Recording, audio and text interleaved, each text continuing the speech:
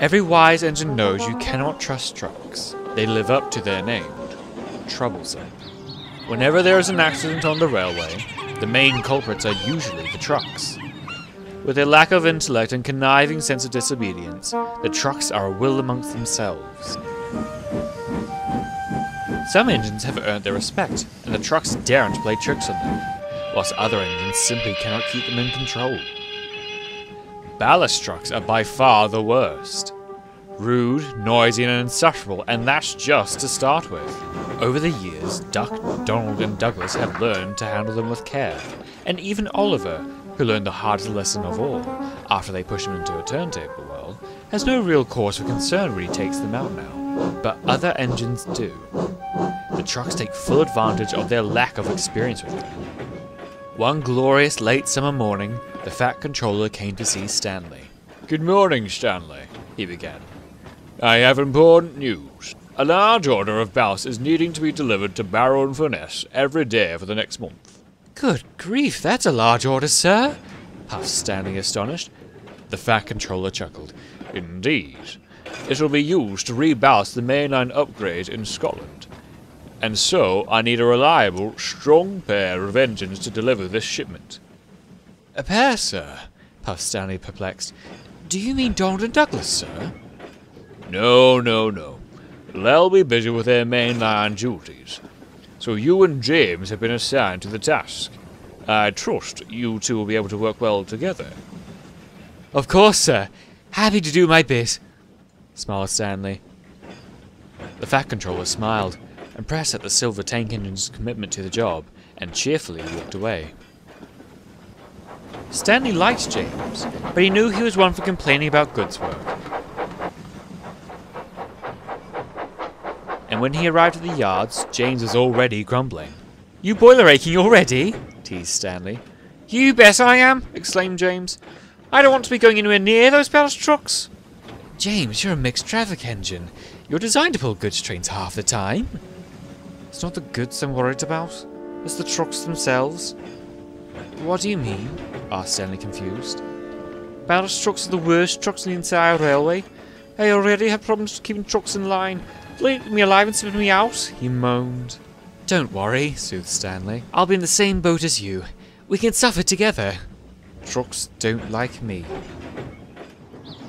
On the first day, Stanley and James took 2 trains each. This would continue until the contracted shipment of ballast had been completed. Stanley soon understood why James had been so concerned in the first place. The ballast trucks were very troublesome. They clanked and bumped about roughly, making the journey very difficult and unpleasant.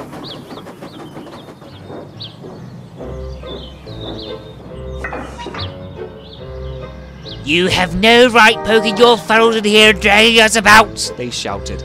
"We want Duck, or Donald, or Douglas." "So do I," grumbled Stanley. "Save me from putting up with this torture." "Watch it, Hot Wheels, or we'll teach you a lesson," they snapped. "Pah!" snorted Stanley. He took no notice. James, on the other hand, was surprisingly lenient. He didn't dare bump the trucks or make them cross. They teased and taunted him, but James remained quiet. Due to the unusual motor power in charge of the ballast workings, it brought out many photographers. One, named Peter Dobbs, was well known amongst the older engine crews. He had once been a driver himself, but had retired a few years ago. Now he was an expert photographer, but his methods for capturing the perfect shot would leave a lot to be desired. Just after Calvi Station on the main line, there's a sharp curve, followed by a small gradient. This tests the driver's skill, as he must coax his engine over the gradient before reaching the junction further down. Sometimes the signal can be against them, which has led to some trains getting stuck. This had always been a favourite location for Peter Dobbs, and he planned to photograph the ballast workings here. As Stanley rounded the corner, he saw Peter Dobbs standing on the line side. "He's trespassing!" grunted Stanley. "It's only Peter. He's taking a picture," chuckled the driver. "Smile for him." Stanley did not smile, and besides he had enough to think about. "Hold back! Hold back! giggled the trucks. Stanley struggled on regardless. A few days later, Peter Dobbs visited Stanley's crew in the yards. He showed them his recently developed photographs. "There's some good ones here, Peter," said the driver. "Not so nice of Stanley, though," joked the fireman. "I don't think trespassing is anything to smile about," huffed Stanley firmly. "You can hardly call it trespassing when I've worked on the railway for years," replied Peter. "I know what to look out for." "But you know the railway is a dangerous place," retorted Stanley. "The unpredictable can always happen." Peter, the driver, and fireman rudely laughed in Stanley's face. The large tank engine was not impressed. "One photo didn't turn out as well, and I can't for the life of me think when I took it," said Peter, confused. The crew looked carefully. The photograph was blurred, but it showed a line of trucks appearing out of some mist and heading towards the camera. They looked as if they were about to topple over. There was also a bare tree and a broken fence in the background. "Very strange," wondered the driver. Stanley looked over at the photograph. "That looks like the same place you were trespassing." "Give it a rest, Stanley," grumbled the driver. "It can't have been taken recently. I was there a few days ago. All the trees have leaves on, there's no broken fence, and we've had clear skies," explained Peter. "I just can't put my finger on it." Stanley didn't like Peter Dobbs, and was happy when the three men had finished their conversation and he could set to work. Over the coming weeks, summer turned to autumn, and the weather changed quickly from beautiful sunshine to mist and rain. It made life on the ballast runs even more miserable. Too slow. More power! Here all night. Tomorrow too! "Shut up!" snapped Stanley angrily. To make matters worse, he kept seeing Peter Dobbs photographing on the line. "Lighten up, Stanley. He's not doing any harm," groaned the driver. "That is maybe, but you shouldn't encourage him. You can never be lenient on trespassing. One day he could be in real danger and he'll be too busy to notice when he's looking through his camera." The driver and fireman took no notice. The next day there was trouble. Stanley was resting in the sheds when an alarm bell rang out. James is off the line! Get the breakdown train, quickly! Shouted the signalman. "Oh no, poor James. I reckon those stupid ballast trucks have got him." Stanley was quickly coupled up to the breakdown train and he hurried away.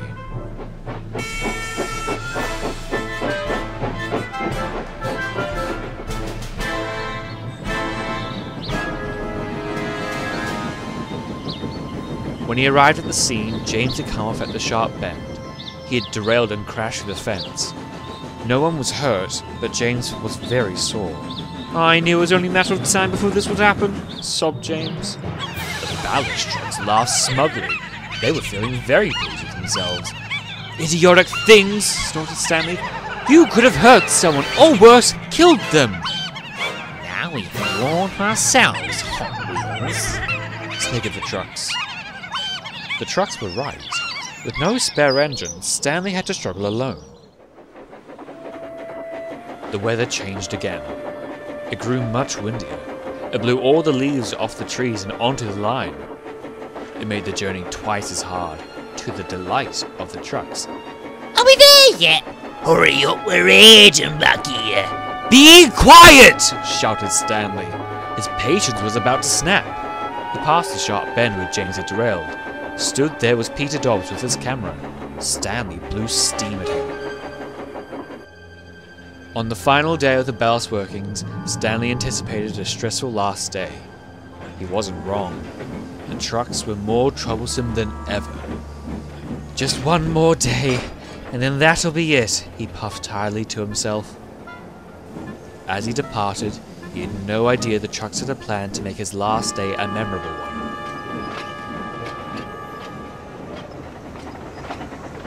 The mist soon descended and the pace immediately slowed. Soon they reached the sharp bend, and standing in the same place yet again was Peter Dobbs, ready with his camera. Stanley felt very uneasy. He knew he shouldn't be out on the line side in poor visibility, but he didn't want to say anything in case he'd get any more grief from his driver and fireman again. As they passed Peter, Stanley accelerated up the gradient, but out of the mist appeared the signal. It was red.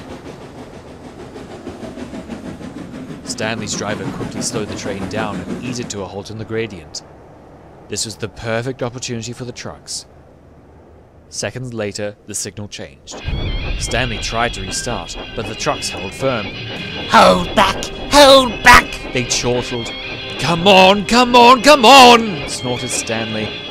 The powerful tank engine was straining hard. Its wheels slipped fiercely and steam shot into the air. The trucks laughed proudly, and suddenly the coupling snapped.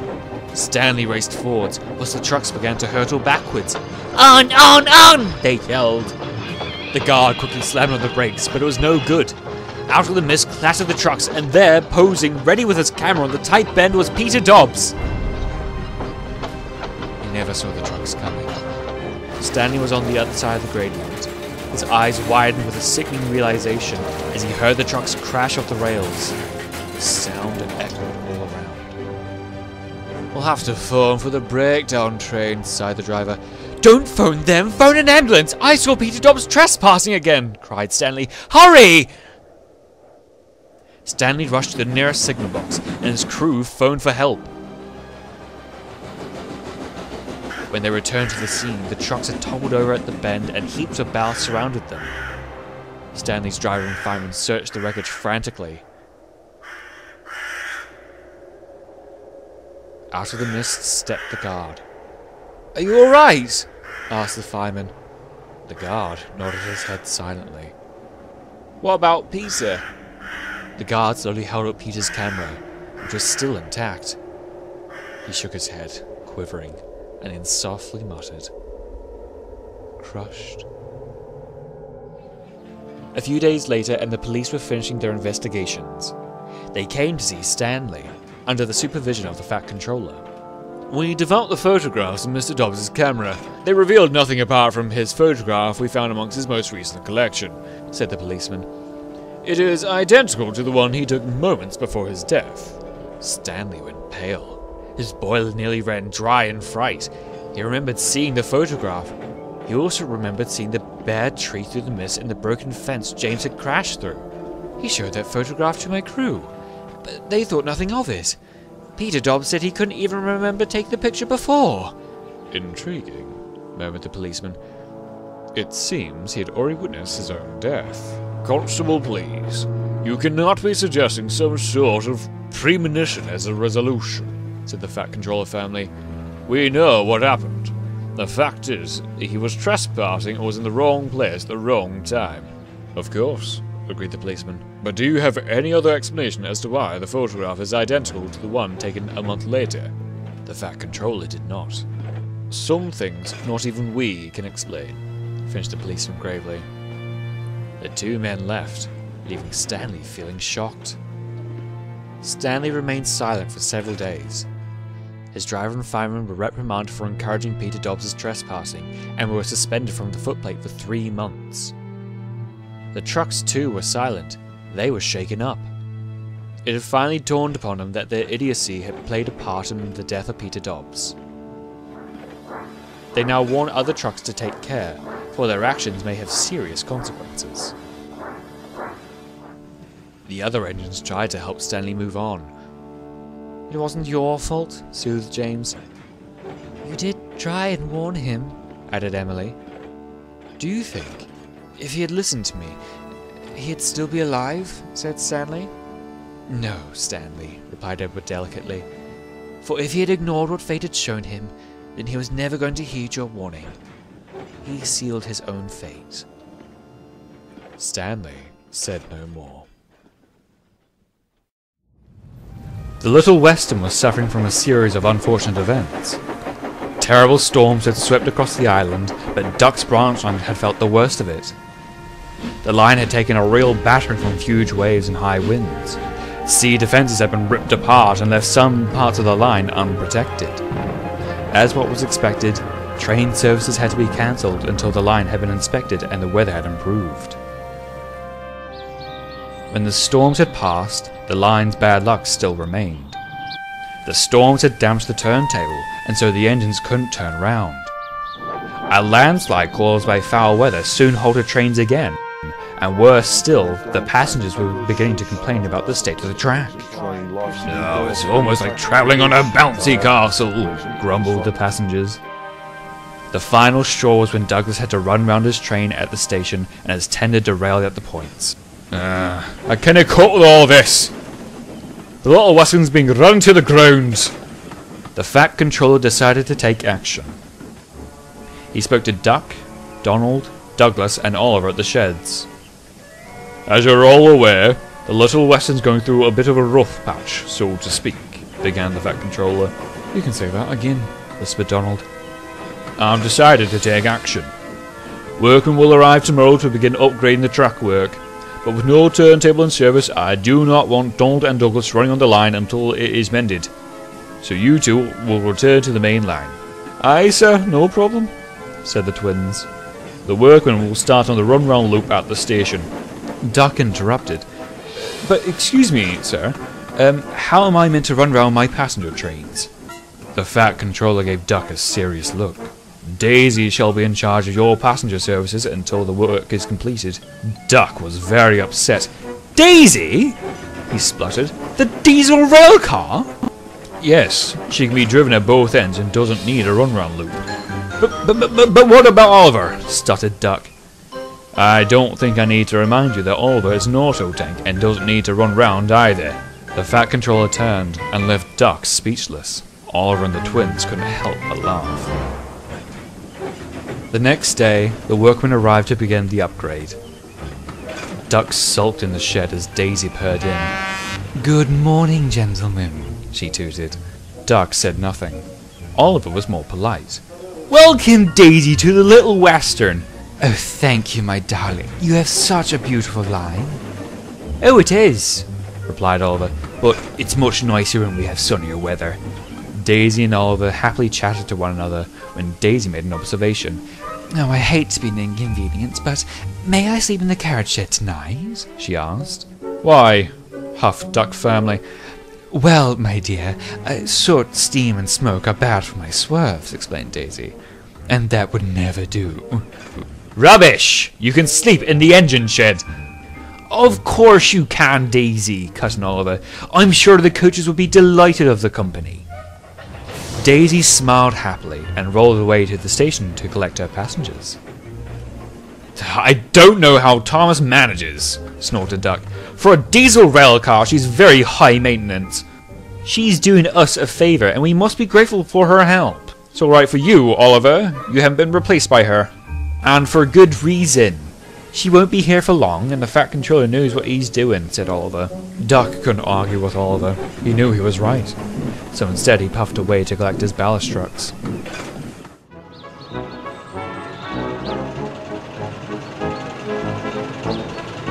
Daisy enjoyed her first run on the line. It was a nice change from her usual work on Thomas's branch line.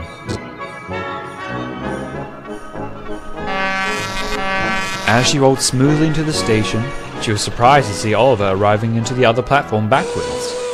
She learned a lot from the other steam engines about how they ran, thanks to Thomas, Toby and Percy, but she had never witnessed anything like this before. Dulcie was leading, followed by Isabel, and then Oliver. "What's going on?" she asked in bemusement. "Oh, I'm pushing my train," replied Oliver instantly.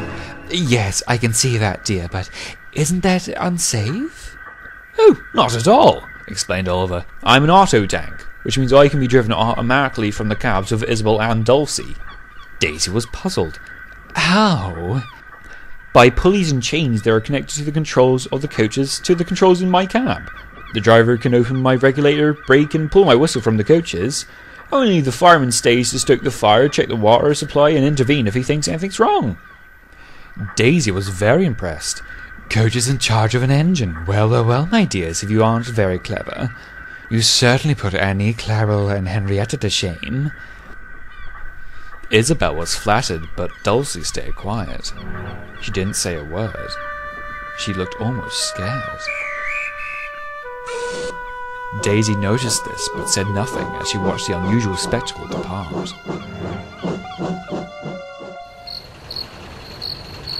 That evening, Daisy arrived at the carriage shed.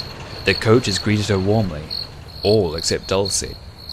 My dear, is something troubling you? She asked kindly. Dulcie still said nothing. Oh, come on, my darling, you can tell me. I can't, whispered Dulcie. He'll get cross if I do. Who will? Oliver? No. Mr. Clark. He'll get ever so cross if I tell you. There's nothing to be frightened of. Myself and the coaches are here for you, comforted Daisy. Dulcie took a deep breath and told Daisy everything. Before I was bought by the Fat Controller, I worked on the Great Western Railway. Oh, there was an awful driver who worked for the Great Western long before I was even built. He was known to everyone as Mr. Clark. Oh, he was a dreadful man. He was a heavy drinker and was known to be drunk on the footplate. He would drive at terrifying speeds and put his passengers' lives at risk. Oh, I hated the thought of him in my cab under the influence of alcohol. When nationalisation occurred, he was finally caught out and British Rail suspended him from the footplate. One evening, I was still coupled to an auto tank. He slipped into the yards. He was extremely intoxicated. He was cursing and shouting. He frightened me. He climbed into my cab and opened the regulator. But nothing happened. Angry and confused, he climbed down and walked ahead of me. Suddenly, the engine began to move. I tried to warn him, but there was nothing I could do. He was too drunk. He couldn't hear me shout. I closed my eyes and then... And then what? Gasped Daisy. I hit him, sobbed Dulcie. They took him to the hospital, but he was long gone by the time they got him there. All the crews began to blame me and said it was my fault, but it wasn't. That nasty man now haunts my cab. He's tried numerous times to drive me and Oliver away, but he's never succeeded. Yet, I've never seen him before, said Isabel. You probably have, murmured Dulcie. You just wouldn't have known it was a ghost. Daisy and the coaches said no more, but the diesel railcar could sense that they weren't alone anymore. The next day, all the coaches were still lost in their thoughts. The atmosphere began to change, and Dulcie felt very uncomfortable.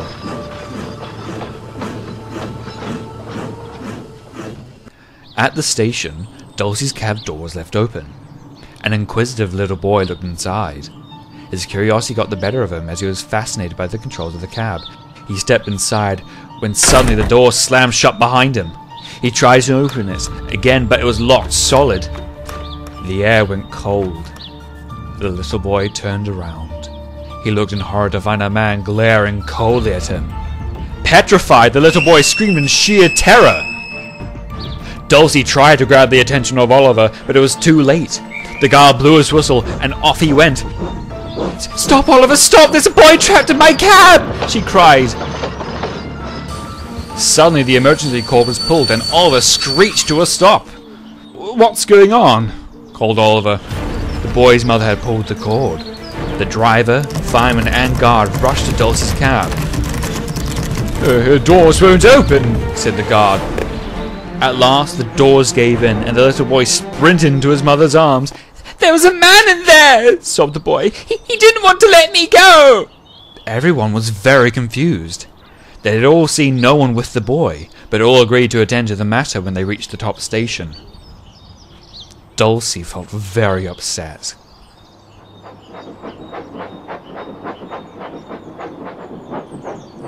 When they arrived at the top station, the crew, along with the boy and his mother, went to the station master's office to investigate the matter.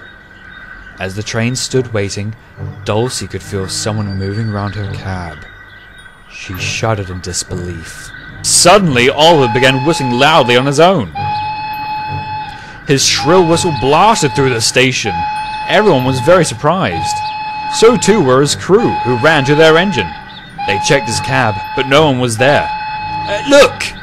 The fireman pointed to the chain connected to Oliver's whistle. Someone's blowing the whistle of Dulcie's cab! The crew charged at Dulcie's cab, but when they arrived, the whistling stopped, and Dulcie's cab was found empty. It doesn't make any sense, snapped the driver. There's no one there. Isabel whispered to her friend. Dulcie, it isn't... I think it is, quivered Dulcie. It's Mr. Clark. Wary and confused, the driver took his place in Dulcie's cab and the fireman in Oliver's. Both coaches and engine were very nervous as they reversed back down the line. When they reached the next station, Oliver had to take on water.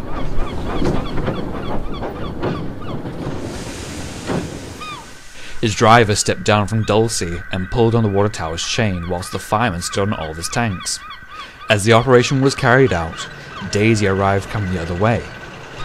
As she entered the platform, she nearly shrieked in horror.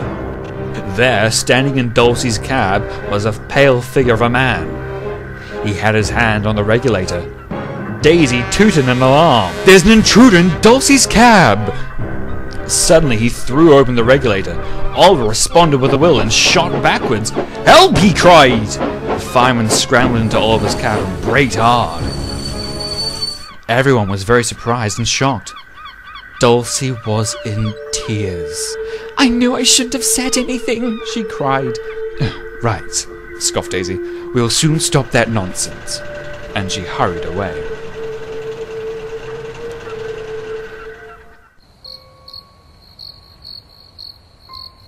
That night, Daisy stood waiting. "We'll get rid of this Mr. Clark once and for all." The coaches were not too sure. "I'm not convinced this will work," said Dulcie. "Darling, he doesn't scare me.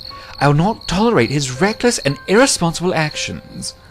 The coaches were impressed by Daisy's defiance, but were still frightened at what might happen. As time went by, the coaches began to fall asleep one by one, until at last, Daisy fell asleep too. No sooner had she shut her eyes when footsteps could be heard in Dulcie. Dulcie woke up immediately. "Daisy! Daisy, wake up! I think he's here!" The air grew colder. One of her doors flew open and then slammed shut violently. It woke Daisy up. They all waited with bated breath. Finally, the sight of a pale man staggered in front of them. He looked at Daisy and the coaches in a threatening manner. Daisy glared back at him. She held her ground. "You're not wanted here, Mr. Clark. How dare you haunt this poor coach after all the suffering you put her through?" The coaches had all lost their voices in fright. Mr. Clark stepped forwards. "You're a pathetic excuse of a man who led a pathetic excuse for a life. And even now, in the afterlife, you are a pathetic excuse of a ghost." Mr. Clark continued to stagger forwards. "Not one more move, or I'll see to it that you are sent back to where you belong." Mr. Clark began to growl as he continued forwards. "Be gone and leave us in peace." Mr. Clark suddenly leapt forwards. Daisy hooted her horn in horror. Duck and Oliver woke suddenly from inside their shed. "What is going on?" puffed Duck. Daisy and the coaches had shut their eyes. When they opened them, Mr. Clark was nowhere to be seen. The shed didn't feel cold anymore. They were shaken, but relieved he was gone. The shed master came to see what all the commotion was about. "Not to worry, my dear," soothed Daisy. "Just a little pest control. It's all sorted now." Over the next couple of days, there were no more sightings of Mr. Clark. Dulcie felt better in herself, and there were no more strange incidents. When the appointment was complete at the station, Daisy and the coaches told Oliver and Duck what happened. They were taken aback by what they heard. "Why didn't you tell me?" asked Oliver. "It wasn't a nice thing to talk about," muttered Dulcie. "Where do you think Mr. Clark has gone?" "Perhaps he's finally done the honourable thing and moved on, so you can finally be at peace. Even ghosts have guilty consciences." The coaches were sad to see Daisy go. They were all grateful to Daisy, Dulcie especially. When she left, Duck turned to Oliver. "For a diesel rail car, I completely underestimated her." Oliver could only agree. On the island of Sodor, one would think that the entire network of the Fat Controller's railway is operated under his control and by his own fleet of engines. But this has never been the case. Foreign engines have always come and gone on the railway, but engines from the other railway do still venture onto northwestern metals. There has always been a suburban service on the Ballyhoo line from Barrow to Norranby, this has always been under the control of British Railways. The tradition has been carried on into the privatisation era. The Fat Controller has never been able to award the branch line to any of his engines, as his current fleet are busy enough as it is. The Fat Controller always had plans to invest in a small locomotive to take charge of the branch, but since the foreign engines do such a good job and keep bringing tourists to the Ballyhoo line, the Fat Controller had decided not to, and to keep a good relationship with Northern Rail, who now operate on the line.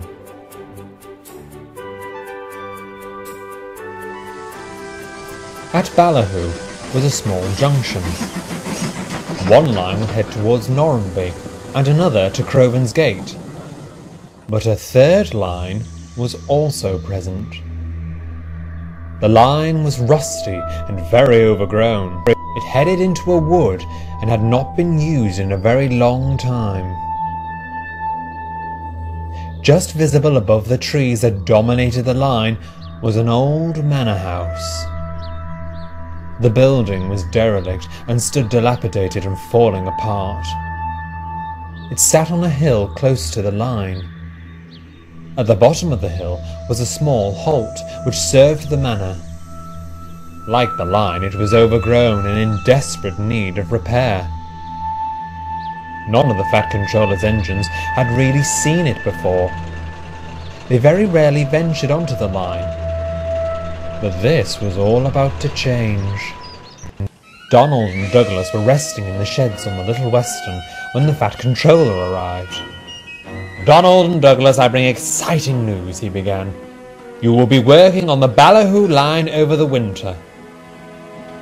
The Scottish twins looked at him confused. "Ballyhoo," they said together. "That's correct. The National Trust has bought the manor near the line and wishes to restore the building into a tourist attraction," announced the Fat Controller. "I have offered our services to help clear the line leading to the manor and to help with the building project.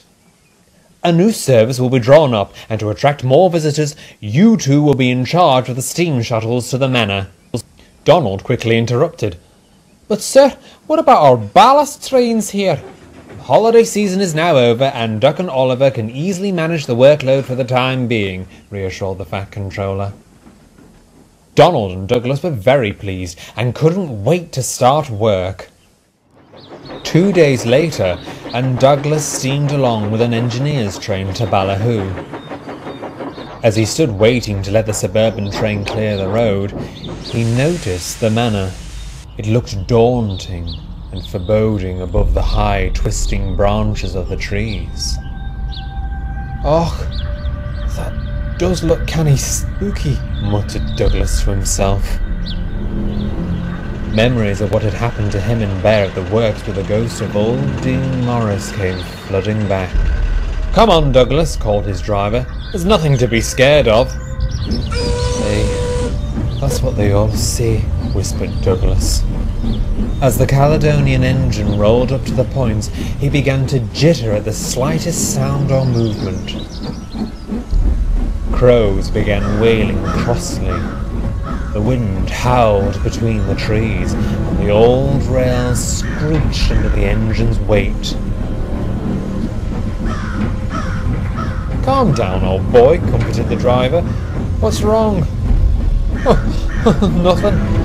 Nothing at all," quivered Douglas nervously.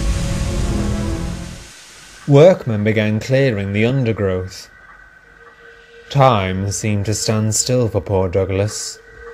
He wanted to leave, but he couldn't. He could see the manor through the branches of the leafless trees. Douglas felt very small compared to its dominating appearance. Eventually, darkness fell, and the workmen were packing up their tools ready for home. As Douglas was preparing to back away, there was a sudden gunshot, followed by a scream. Douglas jumped in horror. The workmen leaned out of the works coach. They had all been startled by the gunshot, but even more concerned at the sound of a woman screaming. Then Douglas nearly cried in fright. A young woman came running out of the darkness along the line from the manor. "Look at that!" shouted the fireman. "Get me out! Get me out!" shrieked Douglas. Before his driver could check him, Douglas shot backwards. They raced out into the junction and didn't stop until they reached Vickerstown.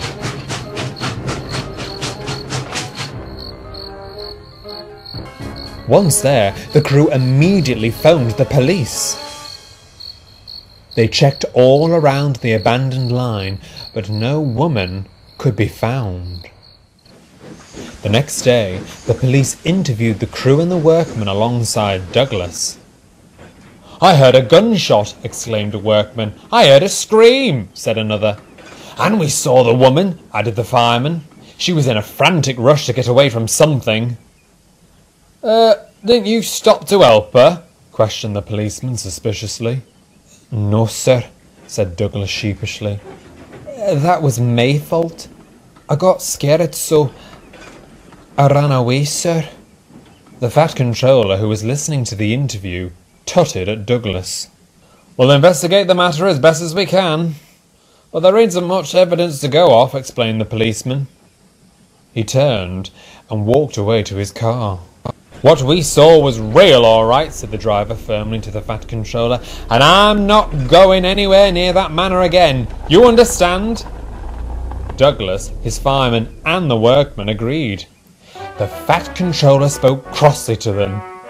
"You will all be assigned to repairing point work at Vickerstown Yard. I can't have engines and staff that won't do as they are told." "Give me repairing point work any day," muttered a workman to Douglas. Douglas couldn't have agreed more. Soon the story spread down the line, and it all became a great joke to Donald when the police found no evidence of a shooting or a fleeing woman in distress. "Anyone would think that Doogie was one of these spiritualists that contact the dead," teased Donald rudely. "Shut up," burst out Bear. "That's not funny." "Hey, same goes to you too," puffed Donald. "First this rubbish about old Dean Morris, and now all this. When's it going to end?" "I believe Douglas," growled Bear. "He doesn't need you laughing at him, he needs you to look out for him." "Bah! He's leaving me to do all the work. I'll start looking out for him when he turns a wheel." "That's very harsh of you, Donald," snapped Bear furiously.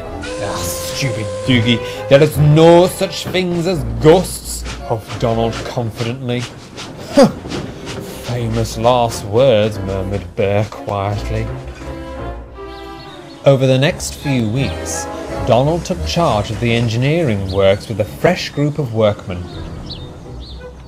Each night, Donald would return home proudly after a hard day's work. He would purposefully embarrass his twin at the fact that they hadn't run into anything supernatural yet. Douglas would get very cross, and soon it too began to annoy the other engines. Somehow, something didn't feel right. Eventually, Donald and the workmen reached the small halt at the bottom of the manor. They had cleared away the branches and trees that stood too close to the line, and had completely replaced the old rails with new ones. Donald looked up. He could see the manor looming over him from the top of the hill. "It does look very sinister," admitted the driver. "Dinna tell me you believe all this ghost nonsense," snorted Donald. "I have an open mind. There are some things we can't explain." Donald reached steam at the thought. A couple more days passed, and the station halt was receiving attention. Each day, Bertie the bus would deliver builders and volunteers in the restoration of the manor to the site. He would stop at the driveway to the manor and watch happily as they made their way to work. But each morning, there seemed to be less and less people going to help at the manor. Donald hadn't taken any notice of this, but Bertie had. Rumours began to spread around the site, until one day Bertie was told the rumour. He immediately found Douglas at Vickerstown station. Edward was stood close by when Bertie screeched in. You were right about something strange about that manor house, called Bertie. Why? Asked Douglas. The manor is haunted. Something's been scaring the volunteers away, and now hardly anyone is going up there to restore it. Douglas was surprised. You didn't say? Indeed, replied Bertie. They're thinking of putting the project on hold, it's gotten so bad. I hope for Donald's sake he doesn't make a beeline for him. Bertie drove away, leaving Douglas very worried for his twin. Edward, who had heard everything, steamed silently away. That evening, a suburban service heading to Barrow was running late. Donald and the engineering train could not leave until it had cleared the section of signals at the junction. Darkness fell around the manor, and the weather was beginning to close in. As the driver eased open the regulator, there was an ear-piercingly loud scream, followed by a gunshot. Donald was brought to a quick stop. "Did you hear that?" whispered the driver. There was a long pause. The workmen, along with the crew, stepped down and walked towards the front of the locomotive. The wind began to blow through the branches of the trees. Donald started to feel very uncomfortable. The men crept forward. None of them breathed a word. Suddenly, out of the darkness, strolled a man. He was dressed in a soldier's uniform and holding a rifle in one hand. The men began to stumble back. The soldier stared coldly at the group of men and slowly began to reload his rifle. The driver, fireman, guard, and workmen all fled in fear of their lives. They scrambled along the ballast and raced towards the junction, leaving Donald behind. "Wait!" cried Donald in alarm. "Don't leave me here!" The wind began to howl violently as the soldier walked along the ballast towards Donald. Each footstep became louder and louder as he came closer. Donald was close to tears. He couldn't bear it any longer. He closed his eyes tightly until suddenly Donald peered open his eyes. No one was there. The soldier had gone. The next morning, Donald was pulled from the line back to the sheds. Donald was very pale. He couldn't stop his wheels from trembling. Douglas comforted him by his side. No one said a word until Edward broke the silence. Ballyhoo Manor used to be owned by a lord and lady. They were rich enough to own a private railway which served the manor. But the manor was commandeered by the military to serve as a hospital for injured and wounded soldiers of the First World War, and so the lord and lady were forced to leave. Part of the manor was separated from the rest. It became a mental asylum for those who suffered severe cases of shell shock from the trenches. Foreign engines who brought these men from the mainland had to witness some terrible things. One such incident was of a soldier who suffered so badly from shell shock he escaped the asylum, stole a rifle from the gamekeeper, and shot a nurse in the woods near the line. He then killed himself, and a foreign engine found their bodies. Ever since then, the soldier and the nurse have haunted the manor. Such is the severity of these supernatural occurrences that after the war, the lord and lady abandoned the manor and left it to ruin.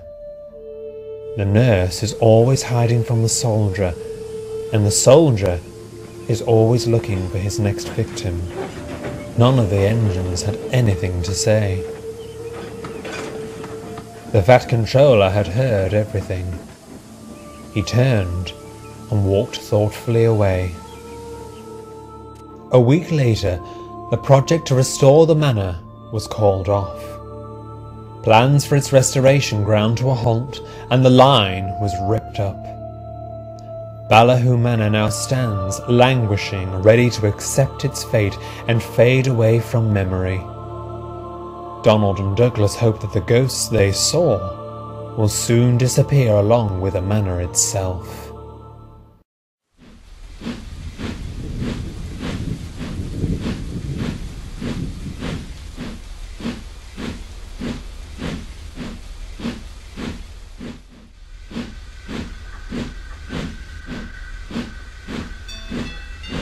Once an engine attached to a train was afraid of a few drops of rain. Will you pack it in? That's old news now, snapped Henry to James. James laughed and Henry fumed out of the sheds. If ever you were to be introduced to Henry, the first thing that would come to mind would be Henry's tunnel. Henry had been shut up for several days in the tunnel for disobedience and stubbornness by the Fat Controller. The story had now become quite famous, but whenever the subject was brought up, Henry grew very defensive and very shaken up at the thought of his tunnel. Most of the engines thought Henry was too sensitive about the topic, but Edward wasn't convinced. "There he goes again," teased James, "all uptight over his tunnel." "There's more to that tunnel than what Henry's letting on," contemplated Edward. Gordon sniffed at the thought. "You're not suggesting something out of the supernatural," grumbled Gordon. "Because if you are, then you're being ridiculous." Edward said nothing, and no more was said about the tunnel. But one cold December evening, Boko was returning to Knapford with a delayed passenger train. A multiple unit had failed, and Boko had been sent to rescue the passengers. He had been given clear signals and was trying to make up for lost time. As he approached Henry's tunnel, he tooted his horn loudly. As he roared into the darkness, Boko and his driver could see a figure standing on the line at the mouth of the tunnel. "Someone's on the line!" cried Boko. "Brake, Boko, brake!" shouted the driver. The driver applied the brakes fiercely. The train screeched along the rails as Boko put all his weight against the train. One moment the figure was inches away from Boko, the next it was gone. Boko looked around in bewilderment. As the passengers leaned out of the windows, the guard ran up to the cab. "You all right, old chap?" he called. "There was something on the line," explained the driver. "It looked like a young woman." "I saw her too," agreed Boko, "but she vanished into thin air." The passengers were beginning to become impatient, but once the guard explained the situation, they all stayed respectfully quiet. The driver and guard went along the train, checking to see if they had hit the woman. They found nothing. All the same, they agreed to report the matter once they reached the next station. Boko, who was still in a state of disbelief, rolled cautiously out of the tunnel.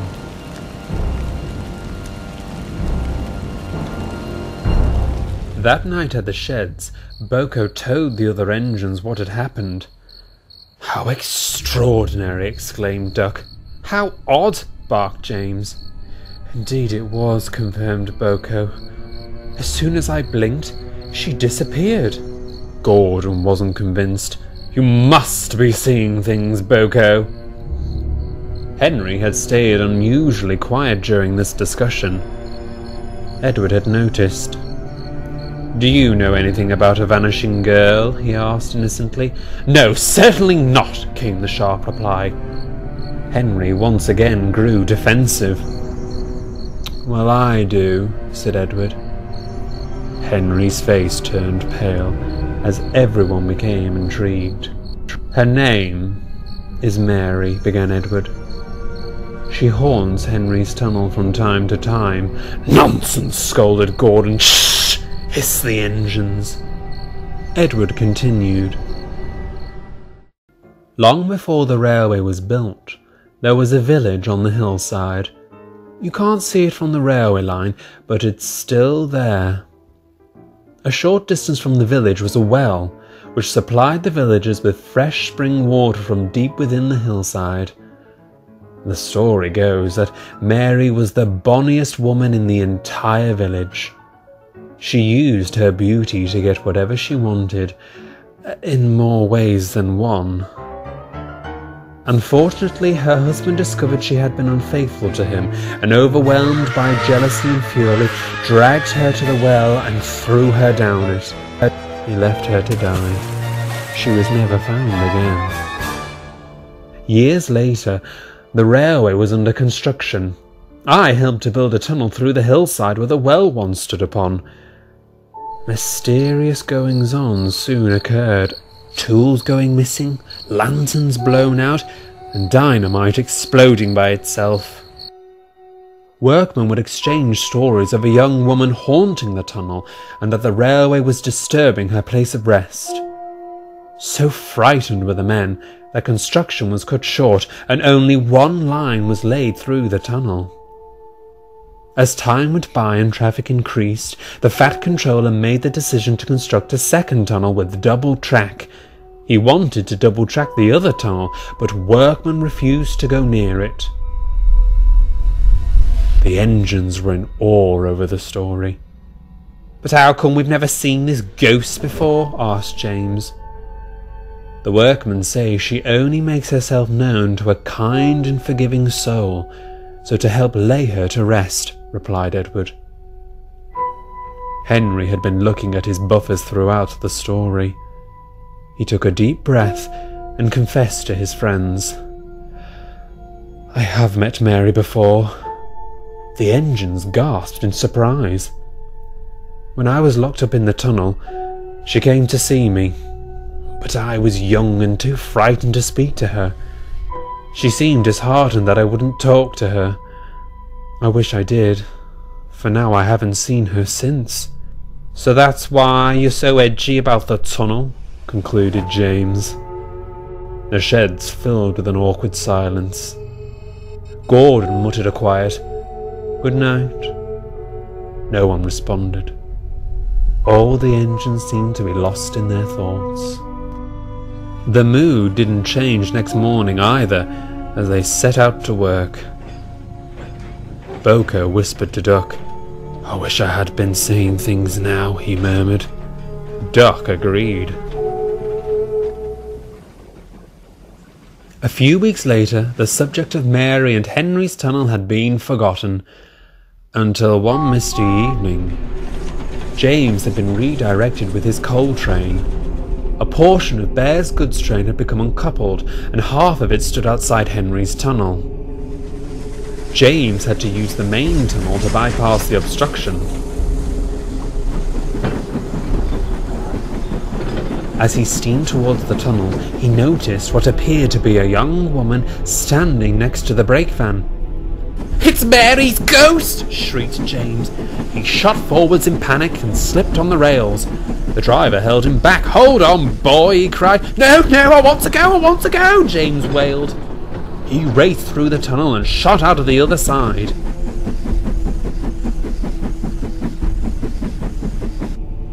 He didn't stop until he reached the next station. Bear was there with half of his goods train. "Sorry about my trucks," he said. "The driver says they broke free, but the guard is convinced something uncoupled them." James began to shiver in terror. Bear seemed confused. "You look like you've seen a ghost." James let off steam indignantly. "That's not funny."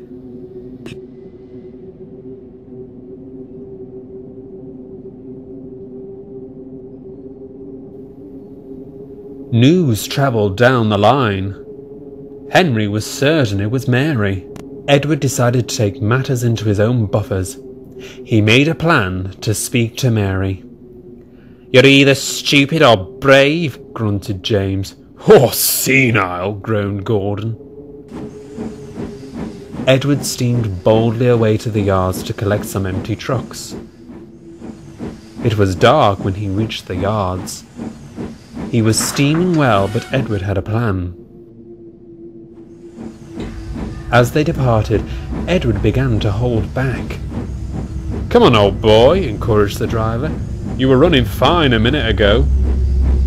Edward didn't reply. He was forcing steam out of a small leak. As they carried along the main line, Edward was losing steam, and gradually the pace began to slow. The fireman looked at his watch. "We've got to make way for the wild nor'wester," he called to the driver. The driver noticed the signals ahead. "I thought so," he said, shutting the regulator. "The signalman's sending us down Henry's tunnel to let the express pass." Edward's plan was beginning to take action. As he limped towards the tunnel, Gordon flew past on the other line. Edward feebly entered Henry's tunnel. The driver and fireman had to admit defeat, and Edward was brought to a gentle stop just short of the tunnel exit. "We'll have to wait here until we can build up more steam," sighed the driver. The guard climbed into the cab. "Fireman, you'll have to go back to the signal box and alert the signalman we are temporarily stuck. Driver, bring a lantern and help me put out detonators on the track," he said. And with that, the three men left. Edward was alone, but he wouldn't be for long. It had only been 5 minutes, but Edward heard footsteps on the ballast. The steps grew louder. Edward waited until the sound was at his cab. Then he whispered softly, "Hello, Mary." A pale young woman appeared in Edward's view, and she walked slowly in front of the locomotive. She didn't say a word. She looked longingly at Edward's old eyes. Edward smiled at her. He wasn't afraid. "This is no place for a young lady such as yourself to be in," whispered Edward. "It's cold, damp and dark in here. You should be with your loved ones." Mary began to smile. She seemed to be holding back her tears. "Please don't cry," pleaded Edward. "What is done is done. It is all in the past and time has moved on.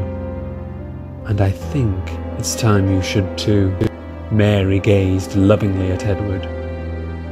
She patted him appreciatively on the buffer and faded away. Just then the crew returned. "Who are you talking to?" called the driver. "You don't believe in all this Mary rubbish, do you?" "No, not at all," murmured Edward sadly. Edward never told the engines what happened that night, but he kept himself in solitude and separated himself from the other engines for several days. The story of Mary and Henry's tunnel seemed to vanish along with the existence of the ghost, and the engines soon dismissed the thought of such supernatural occurrences as just a story. But Henry knew otherwise. He knew that Edward had been the kind and forgiving soul she had been waiting for. And so, whenever Edward or Henry travelled through the tunnel, they always gave a moment's silence for Mary, the figure in the tunnel.